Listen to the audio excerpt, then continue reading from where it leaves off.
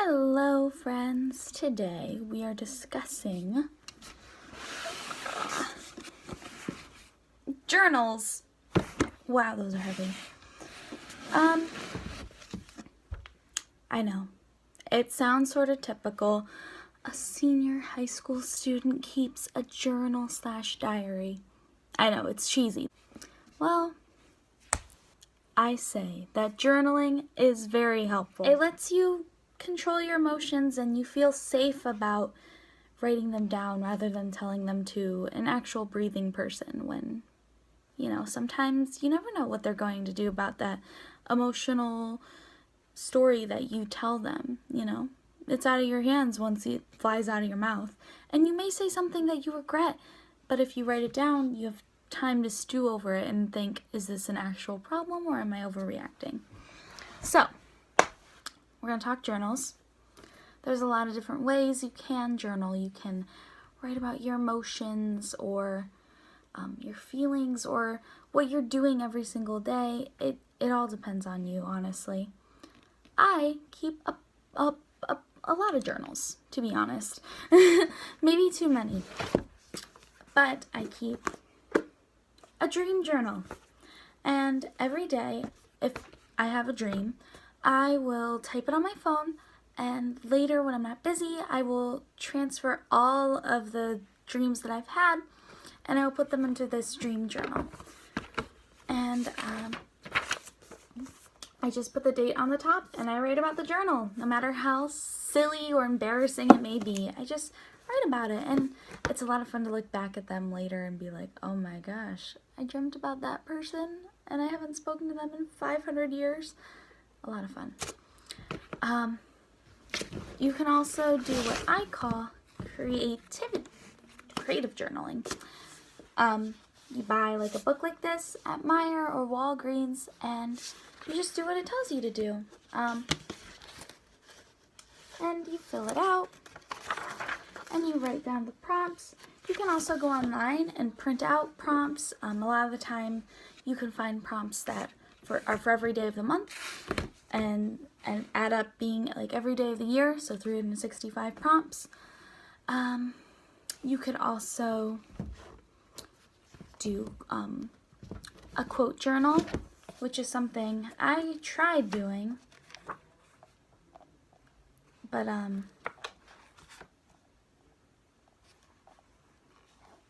here, I'm gonna block this page. Oh, no, just kidding. Oh, there we go. And I just wrote a quote that I found online, and I colored the back because half of the pages were half of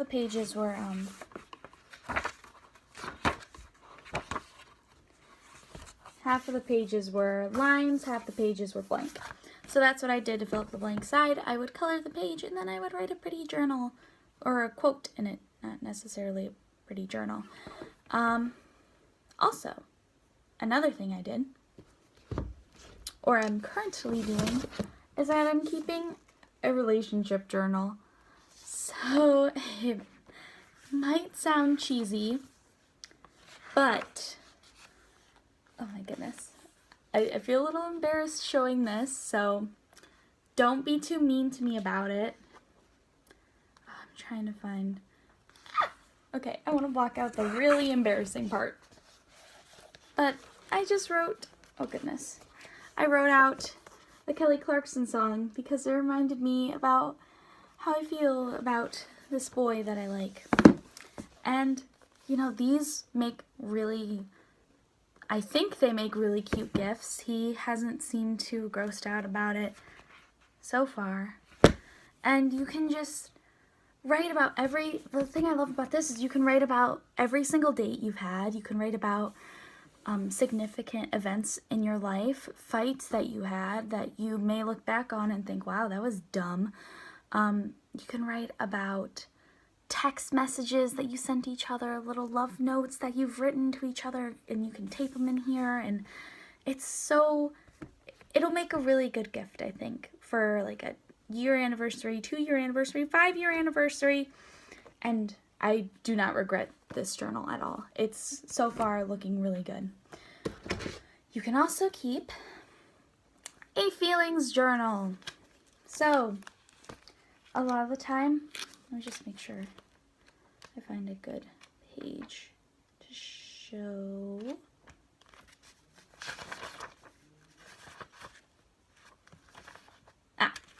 Alright, this is some pages from my prom night.